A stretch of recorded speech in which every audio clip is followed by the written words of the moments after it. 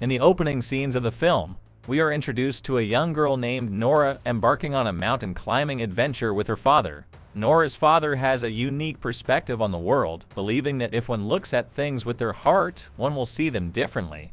As they ascend the mountains, Nora's father shares with her a captivating story from years ago. It's a tale of 13 trolls who were drunkenly celebrating at a wedding, only to be turned into stone when sunlight unexpectedly fell upon them. These trolls are said to still inhabit the dark corners of the mountains, hidden from the rest of the world. Despite her father's vivid storytelling, Nora views these tales as mere stories, attributing the mysterious mountains in front of her to a natural phenomenon. However, her father encourages her to see with her heart, suggesting that trolls might truly exist. In a moment of disbelief, Nora catches a fleeting glimpse of trolls among the mountains. These trolls, though human-like in appearance, are colossal in size and surprisingly not harmful to humans. As the story unfolds, Nora grows older and becomes part of a team engaged in a 6-month excavation project. Their aim is to unearth something precious, but despite their efforts, they find nothing significant. The team leader suggests leaving, but Nora, instilled with her father's teachings to trust herself, remains determined.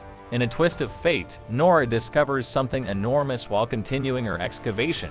Meanwhile, explosives are being prepared in the mountains for a construction project, and when they detonate, an enormous explosion occurs. Workers sent to investigate the aftermath encounter something inexplicable. Frightened, they report their findings, prompting a meeting convened by the military commander in which Nora is invited.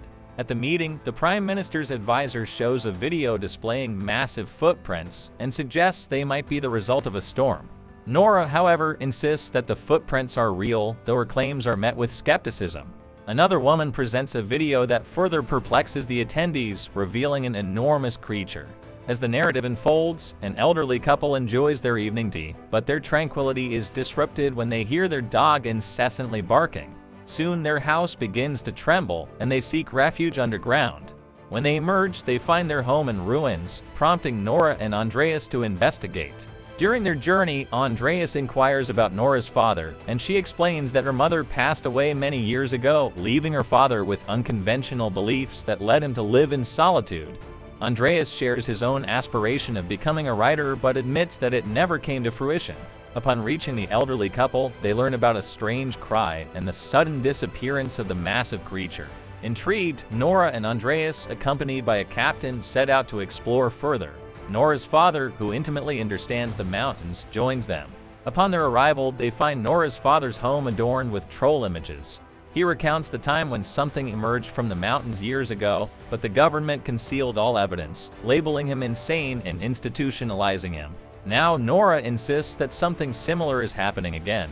In the mountains, they encounter massive footprints, but they mysteriously vanish after a 3-kilometer stretch. Nora and her team consult with the elderly couple, who mention hearing an inexplicable cry that abruptly ceased. This prompts them to seek Nora's father's expertise.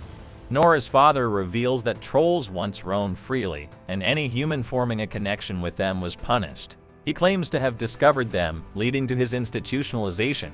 Nora and her team relocate to the area, only to discover that the footprints have vanished.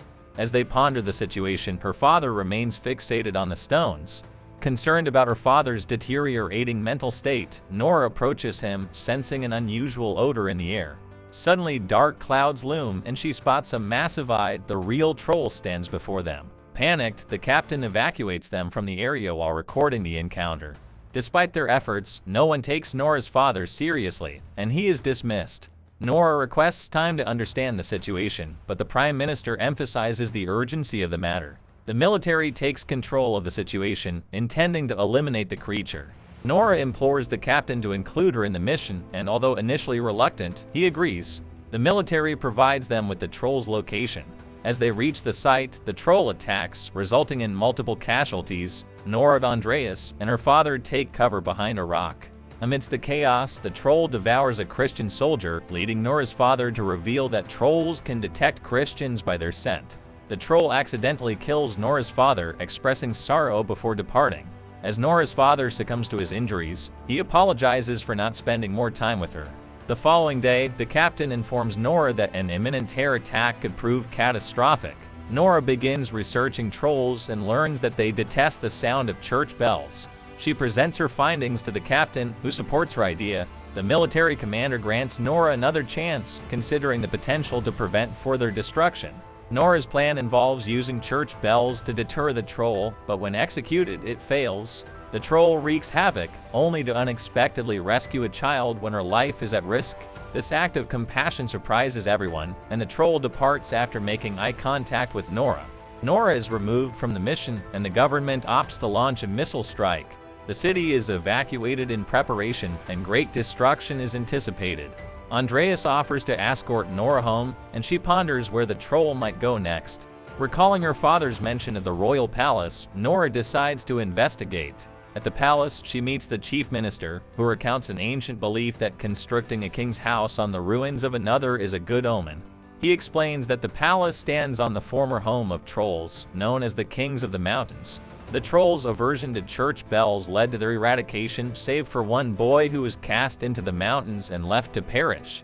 Realizing that the troll yearns to return home, Nora confronts it in the basement of the palace, where skeletons of trolls are stored. When Nora illuminates one, it transforms into stone, triggering her recollection of her father's story about trolls turning to stone in the sunlight. Nora contacts the captain and outlines a plan to end the troll without causing further harm. Her plan involves luring the troll to an open field and exposing it to intense light. Nora and Andreas place the boy troll's skeleton in their car to attract the giant troll, while Nora's friend hacks the missile system to prevent a launch. In the open field, the troll begins chasing Nora and Andreas upon seeing the skeleton. However, when the skeleton falls and shatters, the troll becomes agitated and pursues them. With the solar system set up by the captain, a blinding light ensues. The troll, writhing in pain, starts turning into stone. Nora, witnessing the creature's agony, has a change of heart. She switches off the solar system and approaches the troll, imploring it to leave and return to the darkness of the mountains. Regrettably, it is too late, and the troll completes its transformation into stone. Nora is left with a heavy heart for not being able to save the creature. Soon, the military team arrives at the scene, and the Prime Minister acknowledges the veracity of Nora's father's stories. Her father had always been telling the truth. Andreas resigns from his job, expressing a desire to pursue a career as a writer. In their parting words, Andreas asks Nora if trolls still exist in the mountains, to which she laughs and responds that in this vast world, anything is possible. And so the film concludes. Thanks for watching.